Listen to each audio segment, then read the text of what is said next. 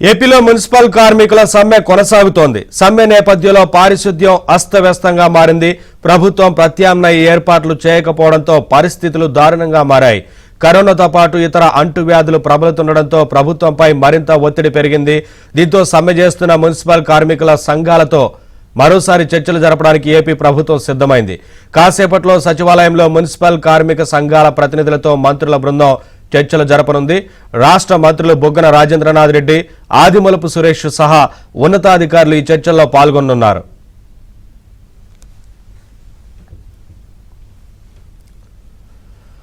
సమాన పనికి సమాన వేతనం, అవుట్సోర్సింగ్ ఉద్యోగుల క్రమబద్దీకరణ సహా 13 డిమాండ్లను నెరవేర్చాలని మున్సిపల్ కార్మికులు సమ్మెకు దిగారు. మొదటి దఫా జరిగిన చర్చలు విఫలమవడంతో కార్మిక సంఘాలను ప్రభుత్వం మరోసారి చర్చలకు పిలిచింది. మరోవైపు డ్రైనేజీ కార్మికులు, శానిటేషన్ వాహనాల డ్రైవర్లు, మలేరియా వర్కర్లకు 6,000 ఆక్యుపేషనల్ హెల్త్ అలవెన్స్ ను ప్రభుత్వం మంజూరు చేసింది. ఈ మేరకు పురపాలక శాఖ ప్రత్యేక ప్రధాన కార్యదర్శి వై శ్రీలక్ష్మి ఉత్తర్వులు జారీ చేశారు.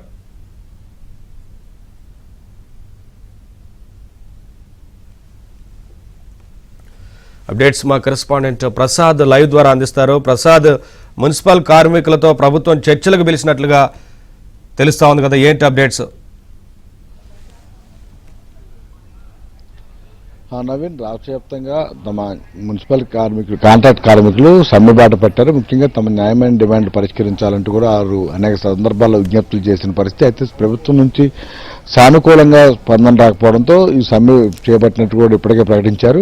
అయితే సమ్మె చేపట్టిన 3వ రోజే మా మంత్రి ఆదిమూలపు సురేష్ నేతృత్వంలో ఒకసారి చర్చలు జరిపింది. అయితే ప్రధానంగా కార్మికులు ఏదైతే డిమాండ్ చేస్తున్నారో సమాన పనికి సమాన వేతనం, అదేవిధంగా జగన్మోహన్ రెడ్డి ఎన్నికల సమయంలో ఇచ్చిన హామీ ప్రకారం రెగ్యులర్ చేయటం ఆ రోజు చేస్తామని అనేక సభల్లో ప్రకటించిన నేతృత్వంలో ఈ 4.5 ఏళ్లుగా కూడా హామీ అమలు చేయబడిన నేపథ్యంలో తాము చాలా ఇబ్బందులు పడుతున్నాము, వేతనాలు చాలట్లేదని ఆవేదన వ్యక్తం చేస్తున్నప్పుడు కూడా పట్టించుకోలేని అంశాలను కూడా ఆ రోజు సమావేశంలో ప్రస్తావించారు. అయినప్పుడు కూడా ఆర్థికపరమైన అంశాలు అయితే ప్రస్తుతం రాష్ట్ర ప్రభుత్వం ఉన్న ఆర్థిక భారాల నేపథ్యంలో ఇప్పటికిప్పుడు వాటిని పరిష్కరించే అవకాశం లేదని కూడా ఆ రోజు మంత్రి ఆదిమూలపు సురేష్ చెప్పారు. అయితే ఇతర డిమాండ్ల పరిష్కారానికి మాత్రం ప్రభుత్వం సానుకూలంగా ఉందని చెప్పిన పరిస్థితి. అయితే తాము ఏదైతే ప్రధానంగా డిమాండ్ చేస్తున్నామో ఆ అంశాలకు తప్ప ఇతర అంశాలకు తమతో పరిష్కరించుకున్నప్పుడు తాము ఎందుకు సమ్మె విరమిస్తామంటూ తేల్చి చెప్పిన పరిస్థితి. దీంతో కార్మిక సంఘాల నేతలు ఆ రోజు మళ్లీ సమ్మెను ఇలాగే యథావిధిగా కొనసాగిస్తున్నట్టు కూడా చెప్తా ఉన్నారు.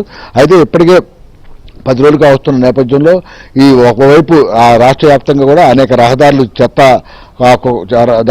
చెత్త కుప్పలు కూడా పెరిగిపోతున్న పరిస్థితి. ప్రధాన రహదారులపై ఆ తాత్కాలిక సిబ్బందిని నియమించి క్లీన్ చేస్తున్నప్పుడు కూడా కాలనీలోను, అపార్ట్మెంట్లు ఉన్న ప్రాంతాల్లో మాత్రం రోడ్లపై రోజు రోజుకి చెత్త పెరిగిపోతుంది. తద్వారా అనేక మంది ప్రజలు అనారోగ్యానికి గురయ్యే ప్రమాదం ఉందని కూడా ఆందోళన వ్యక్తం చేస్తున్నారు. దీంతో ప్రభుత్వం అధికారులు తీరుపై కూడా చాలా చోట్ల ప్రజలు ఆగ్రహం వ్యక్తం చేస్తున్న పరిస్థితి మనకు కనిపిస్తుంది. కొన్ని చోట్ల పర్యటనకు వెళ్ళినప్పుడు అధికారులను, అదేవిధంగా ప్రజాప్రతినిధులను కూడా నిలదీస్తున్నారు. ఏదో యుద్ధ ప్రాతిపదికన పూర్తిస్థాయిలో చెత్తను తొలగించే మార్గాలను అన్వేషించాలని, లేదా తాము రేపు ఆసుపత్రి బాధ్యత ఎవరు బాధ్యత వహిస్తారని కూడా వారు నిలదీస్తున్న పరిస్థితి కనిపిస్తుంది. దీంతో అప్రమత్తమైన ప్రభుత్వం వెంటనే దీనిపై మరోసారి చర్చలకు రావాలంటూ మున్సిపల్ కార్మికులు, కార్మిక సంఘాల నేతలను ఈరోజు ఆహ్వానించింది. ఈరోజు మరికొద్దిసేపట్లో సచివాలయంలోనే ఆర్థిక మంత్రి బుగ్గన రాజేంద్రనాథ్ రెడ్డి, అదేవిధంగా మున్సిపల్ శాఖ మంత్రి ఆదిమూలపు సురేష్ నేతృత్వంలో మరికొంతమంది ఉన్నతాధికారులు కూడా ఈ చర్చల్లో పాల్గొన్నారు. ప్రధానంగా అయితే ఈ మొదటి నుంచి కూడా కార్మిక సంఘాలు చెప్తుంది ఒకటే, రెగ్యులేట్ చేయాలి అని జగన్మోహన్ రెడ్డి చేస్తామని చెప్పిన మాట కట్టుబడి, మాట తప్పును మనం తిప్పును అన్న వ్యక్తి ఈరోజు ఆ మాట తప్పారు, మనం తిప్పారు కాబట్టి తమ సమ్మెబాట పట్టిన నేపథ్యంలో ఆ అంశాన్ని ప్రధాన ఎజెండాగా చర్చల్లో చర్చిస్తామని చెప్తున్నారు. ఇక సమాన పనికి సమాన వేతనంతో పాటు చాలా ఇతర అలవెన్స్లు ఇవ్వని పరిస్థితి.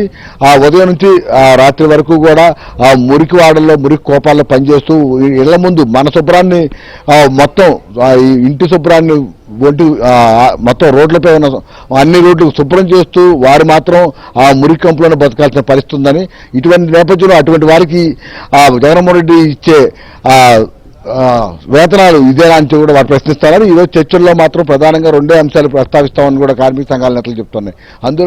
అందులో ఒకటి ఈరోజు సమాన పని సమాన వేతనంతో పాటు అదేవిధంగా ఈ రెగ్యులేట్ చేయటం, ఈ 2 అంశాలు ప్రధానంగా. దానిపై స్పష్టమైన హామీ ఇస్తే మాత్రమే తాము సమ్మె విరమించే ఆలోచనను ఆలోచిస్తామని, లేకుంటే మాత్రం తప్పకుండా సమ్మెను కొనసాగుతామని చెప్తున్నారు. మరి కొద్దిసేపట్లో చర్చలు ప్రారంభమవుతాయి.